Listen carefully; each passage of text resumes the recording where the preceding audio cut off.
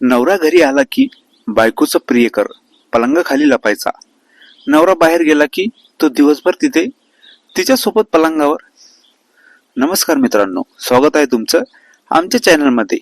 तुम्ही जर अजून आमचं चॅनल सबस्क्राईब केलं नसेल तर प्लीज चॅनलला सबस्क्राईब नक्की करा. एकदा जर प्रियकर घरामध्ये आला की दोन दोन दिवस तो बाहेर जात नव्हता. तिचा नवरा घरी आला की तो पलंगाच्या खाली लपायचा आणि तिचा नवरा बाहेर गेला की तो परत. प्रियकर जुनाच होता, लग्न अगोदरचा. जेव्हा अश्विनीचे लग्न होते तेव्हा ती नाराज असते, कारण तिचे प्रेम हे दुसऱ्या कोणावर तरी असते. लग्नानंतर जेव्हा ती माहेरी येते तेव्हा ती तिच्या प्रियकराला भेटते. लग्न झाल्यानंतर पण अश्विनीचं प्रियकराला भेटणं खूप विचित्र होतं. आता ती त्याला सांगते की तू मला भेटायला माझ्या घरी येत जा कधी कधी.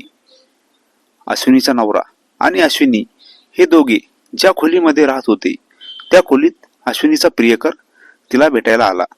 दोघे दिवसभर त्याच खोलीमध्ये होते.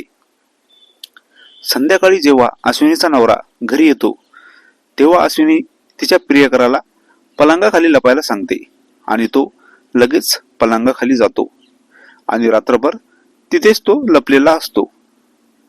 दुसऱ्या दिवशी जेव्हा अश्विनीचा नवरा बाहेर जातो तेव्हा तिचा प्रियकर पलंगाखाली लपलेला बाहेर येतो आणि परत त्यांचं दिवसभर 2 दिवस त्यांचं असंच सुरू होतं. जेव्हा तिचा नवरा येईल तेव्हा तो पलंगाखाली लपायचा आणि जेव्हा तो बाहेर जाईल हा बाहेर यायचा आणि 2 दिवस तो प्रियकर तिथेच खोलीत आहे हे अश्विनीच्या नवऱ्याला कळाले पण नाही. त्यानंतर तो आता कधी पण अश्विनीला भेटायला यायचा आणि 2 दिवस तिथेच थांबायचा. कोणालाही काही माहिती होत नसे. बरेच दिवस त्यांचं असंच चाललं होतं. काही दिवसानंतर अश्विनीच्या नवऱ्याच्या लक्षात हळूहळू ती गोष्ट येऊ लागली आणि जेव्हा त्याला हे सर्व समजलं तेव्हा त्याने ठरवलं की अश्विनीला कायम तिच्या प्रियकरासोबत राहू द्यायचं. पण जेव्हा तिच्या प्रियकराने अश्विनीला नकार दिला तेव्हा तर तिला काहीच सुचत नव्हते. तिचा नवरा तिला आता तिच्या माहेरी सोडून येतो आणि तिला असे बोलतो की आता कधीही माझ्यासोबत नको येऊ.